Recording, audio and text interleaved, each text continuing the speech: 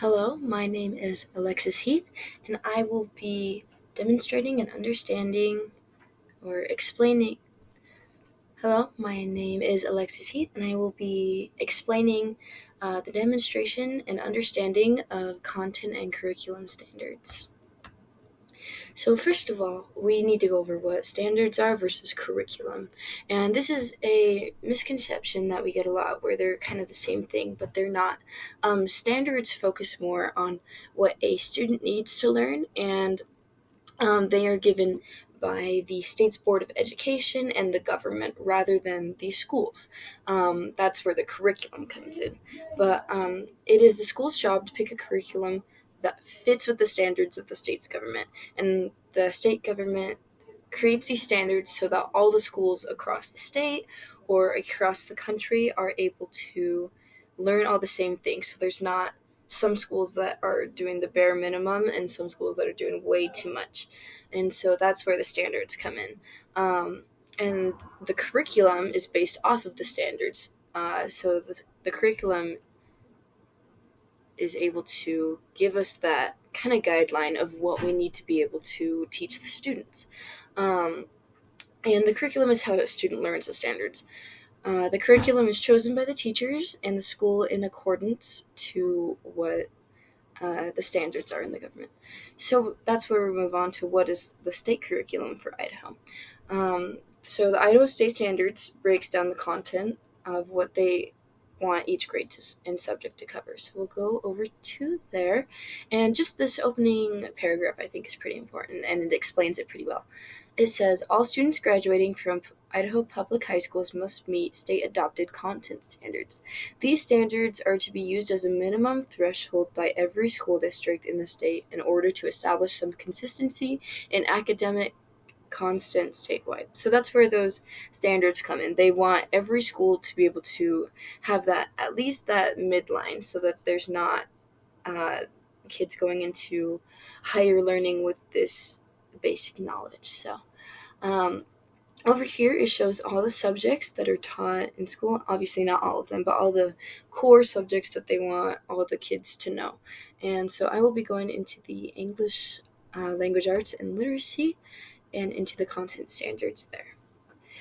So it has all of the grades and all of the standards that they have for each grade for English. Because I'm going to be an English major, this is what I'm deciding to focus on more. So if we scroll down, this is kindergarten, but it has the same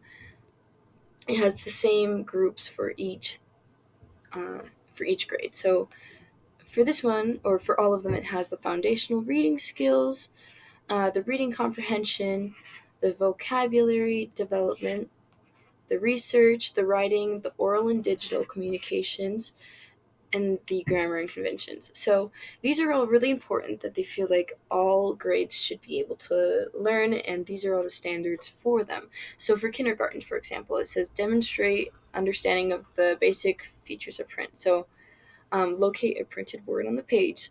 Very basic stuff for kindergarten, but all the schools need to learn, or all the schools need to teach them. So that's kind of where the teachers come in, because the teachers take that curriculum and they decide how they are going to teach the students. Based off of the curriculum, the school decides based on the standards of the state. Um, and as teachers, it is our job to be able to teach the students in the ways that they learn best so that all of them are able to have the subjects that they need. So I will be going down to 7th grade because that is the grade that I want to teach. So if we go all the way down here,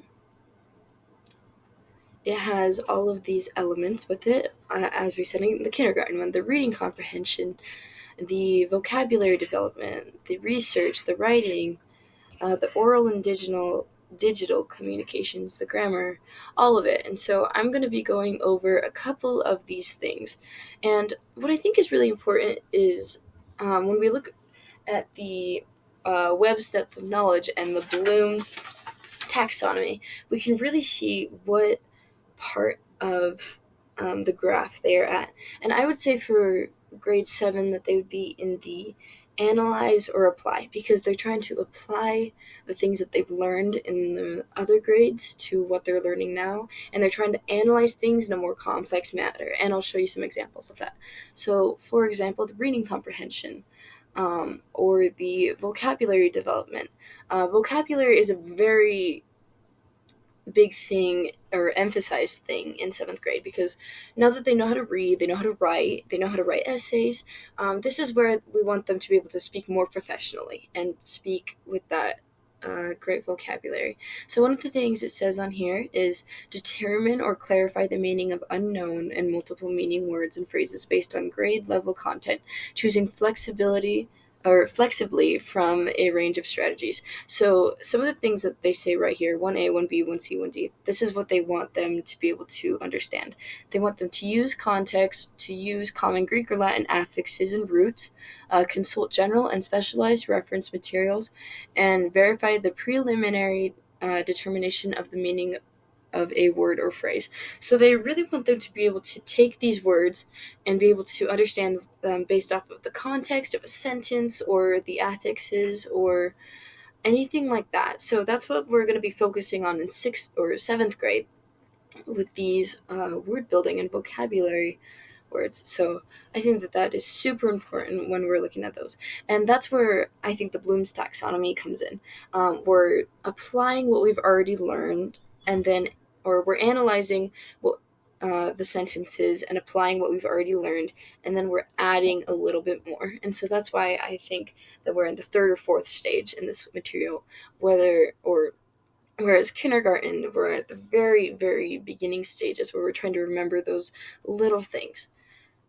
Um, let's see. And then I would say for grammar, that's another big thing. We're trying to teach them how to combine all these sentences together so that when you're writing essays or when you're writing these big papers, that they can be able to write more professionally and not get docked for those. So one of the things it says on here is demonstrate command of the conventions of English grammar and usage when writing or speaking.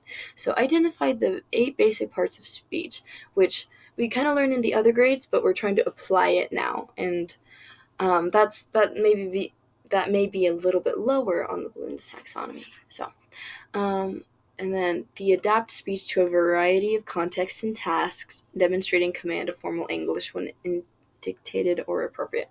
So just these little things that they want them to learn, and based off of the curriculum, you're going to be teaching the kids all these things, but it is your choice on how to do so. So yeah, I hope that I was able to explain that well, and thank you for listening.